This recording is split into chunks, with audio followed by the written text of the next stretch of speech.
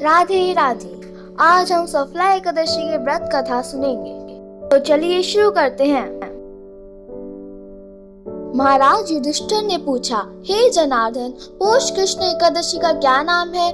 उस दिन कौन से देवता का पूजन किया जाता है और उसकी क्या विधि है? कृपया मुझे बताएं। भक्त वत्सल भगवान कृष्ण कहने लगे कि धर्मराज, मैं तुम्हारे स्नेह के कारण तुमसे कहता हूँ कि एकादशी व्रत के अतिरिक्त मैं अधिक से अधिक दक्षिणा पाने वाले यज्ञ से भी प्रसन्न नहीं होता हूँ।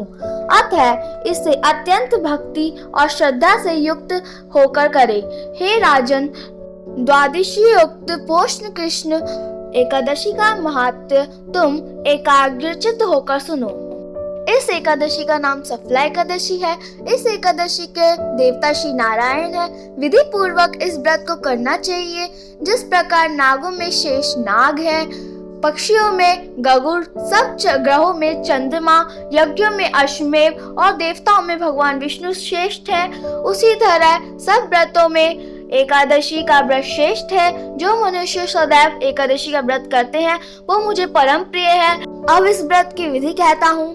मेरी पूजा के लिए ऋतु के अनुकूल फल, नारियल, नींबू, नैवेद्य आदि 16 वस्तुओं का संग्रह करें। इस सामग्री में मेरी पूजा करने के बाद रात्रि जागरण करें। इस एकादशी के व्रत के समान यज्ञ, तीर्थ, दान, तप तथा और कोई दूसरा व्रत नहीं है।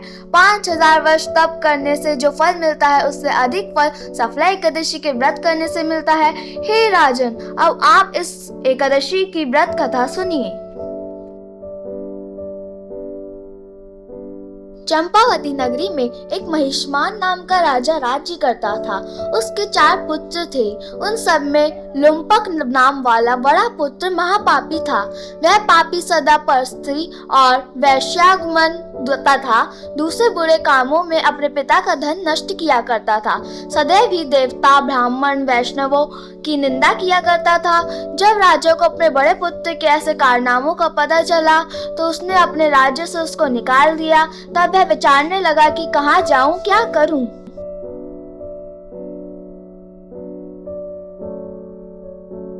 अंत में उसने चोरी करने का निश्चय किया। दिन में वह अपने वन में रहता और रात्रि में अपने पिता की नगरी में चोरी करता तथा प्रजा को तंग करता और उन्हें मारकर कुकर्म करता। कुछ समय पश्चात सारी नगरी भयभीत हो गई। वह वन में रहकर पशु आदि को मारकर खाने लगा। नागरिक और राज्य में कर्मचारी उसे पकड़ लेते किंतु राजा के भय से छोड़ देते। वन में एक अति प्राचीन विशाल पीपल का वृक्ष था। लोग उसकी भगवान समान पूजा करते थे। उसी वृक्ष के नीचे वह महापापी लुम्पक रहा करता था। इस वन के लोगों देवताओं की क्रीड़ास्थली मानते थे।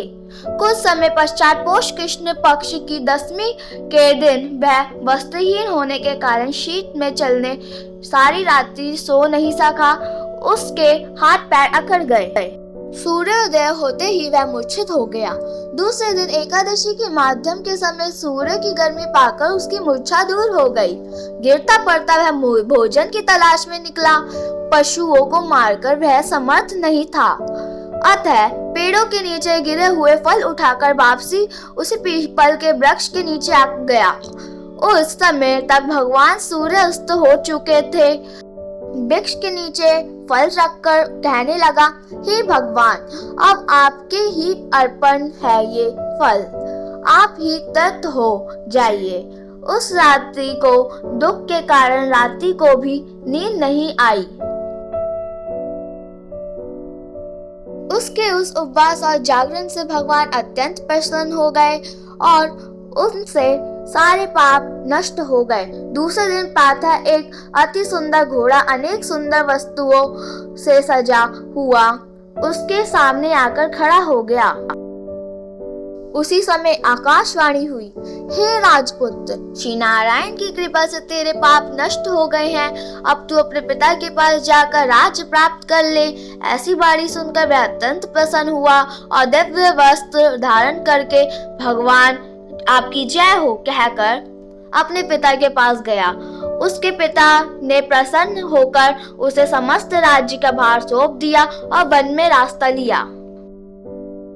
और लुम्पक शास्त्र अनुसार राज्य करने लगा।